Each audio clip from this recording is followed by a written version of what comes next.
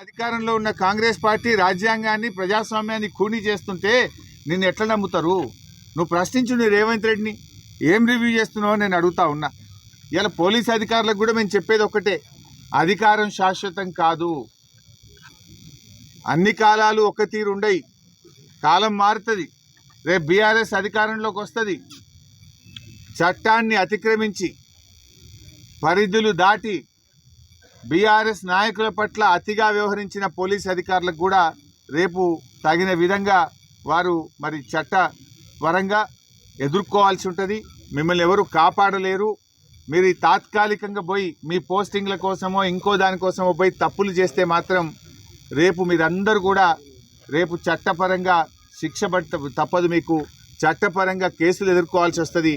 మిమ్మల్ని ఈ రేవంత్ రెడ్డిలో ఈ వివేక్ గారో ఎవరు కాపాడలేరు అని చెప్పి నేను పోలీసులను హెచ్చరిస్తూ ఉన్నా. ఎందుకంటే మా కౌన్సిలర్లు ఇస్తే పిటిషన్ తీసుకోరా, మా మూల రాజిరెడ్డి గారు ఇస్తే పిటిషన్ తీసుకోరా? అంటే కేవలం కాంగ్రెస్ పార్టీ పిటిషన్లు తీసుకుంటారు, బీఆర్ఎస్ల మీద కేసులు పెట్టడానికే పోలీసులు ఉన్నారా? చట్టం అందరికీ సమానమైన విషయం మీకు తెలియదా?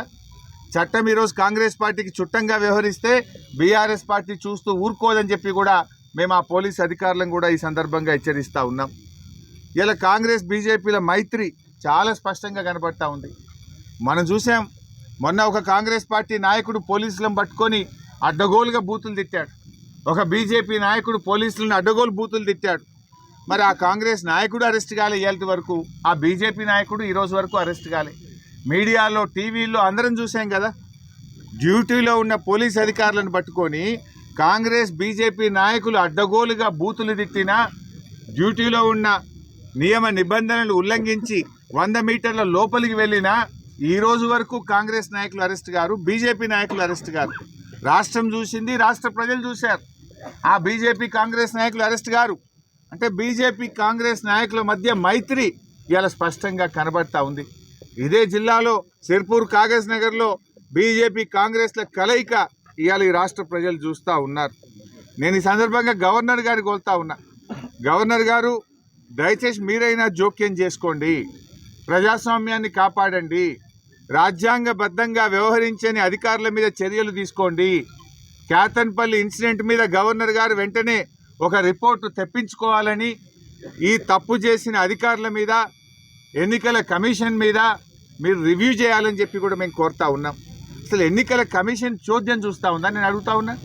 అరే లైవ్ కెమెరాలో కేతన్పల్లిలో మా మహిళా కౌన్సిలర్ల మీద కాంగ్రెస్ కౌన్సిలర్లు దుర్మార్గంగా వ్యవహరిస్తూ ఉంటే మరి ఎన్నికల కమిషన్ ఏం చేస్తూ ఉంది అని నేను అడుగుతా ఉన్నా.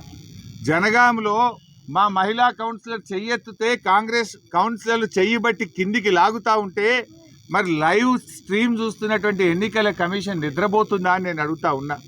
మరి ఎన్నికల కమిషనే పనిచేయకపోతే ఇంకా ఎన్నికలు పెట్టి ఏం లాభము? ఇంకా ప్రజాస్వామ్యంలో ఏం విలువలు ఉన్నాయని అడుగుతా ఉన్నా. వినాశకాలే విపరీత బుద్ధి అంటారు. ఇవాళ కాంగ్రెస్ పార్టీ ఇవాళ వినాశకాలం దాపురించి ఈ రకమైనటువంటి చర్యలకు దిగుతూ ఉంది. కాంగ్రెస్ పార్టీ దీనికి తగిన మూల్యం చెల్లించుకోక తప్పదు. ఇవాళ బాధ కలిగేది ఏంటంటే ఎస్సీ ఎస్టీల మీదనే అట్రాసిటీ కేసు పెడతా ఉన్నారు. ఇవాళ మెదక్లో మా నాయకుల మీద కేసులు పెట్టి అరెస్ట్ చేసి సంగారెడ్డి జైల్లో ఇలా 13 మందిని మెదక్ మున్సిపాలిటీలో అరెస్ట్ చేశారు. ఆమన్గల్లో మా బీఆర్ఎస్ కార్యకర్తలను అరెస్ట్ చేసి జైల్లో పెట్టారు. ఇలా కేతన్పల్లిలో 4 బీఆర్ఎస్ నాయకులను అరెస్ట్ చేసి ఆదిలాబాద్ జైల్లో పెట్టారు. మెదక్లో అరెస్ట్ అయినా, ఆమన్గల్ అరెస్ట్ అయినా, కేతన్పల్లి అరెస్ట్ అయినా ప్రజాస్వామ్యం గురించి మాట్లాడినందుకు, హక్కుల గురించి ప్రశ్నించినందుకు, ధర్మాన్ని, న్యాయాన్ని, రాజ్యాంగాన్ని నిలబెట్టుమని అడిగినందుకు మా కార్యకర్తల మీద, మా నాయకుల మీద కేసులు పెడతా ఉన్నారు. ఇలా ఎస్సీల మీద ఎస్సీ ఎస్టీ కేసులు పెట్టారా? ఆ రోజు కూడా మీడియా ఒక జర్నలిస్ట్, దళిత జర్నలిస్ట్ మీదనే ఎస్సీ ఎస్టీ కేసు పెట్టినారు. రాష్ట్రంలో హైదరాబాద్లో మనం చూసాం. ఇవాళ బీఆర్ఎస్ ఎస్సీ ఎస్టీ నాయకుల మీదనే ఎస్సీ ఎస్టీ కేసులు పెడతా ఉన్నారు. ఇవాళ చట్ట పరిధిలో జరిగింది అని మంత్రి గారు వివేక్ గారు మాట్లాడుతున్నారు. ఏది సుమన్ అరెస్టు చట్ట పరిధిలో జరిగింది అంటున్నారు. అసలు చట్టాన్ని అపహాస్యం చేసిన మీకు ఆ మాట మాట్లాడే హక్కు ఉందా? ప్రజల తీర్పును, ఓటర్ల తీర్పును గౌరవించాల్సింది పోయి నువ్వు దాన్ని కాలరాసి చట్టాన్ని అతిక్రమించింది మీరు, అధికారాన్ని అడ్డం పెట్టుకొని 2 సార్లు కేతన్పల్లి మున్సిపాలిటీ ఎన్నికను వాయిదా వేసింది మీరు, ఇలా చైర్మన్ వైస్ చైర్మన్ ఎన్నిక జరగకుండా వాయిదా వేయించిన మీరు ఇలా చట్టం గురించి మాట్లాడే హక్కు, చట్ట పరిధిలో అరెస్టు జరిగిందని మాట్లాడే నైతికత ఇలా మంత్రి వివేక్ గారికి ఉందా అని చెప్పి నేను ప్రశ్నిస్తా ఉన్నా.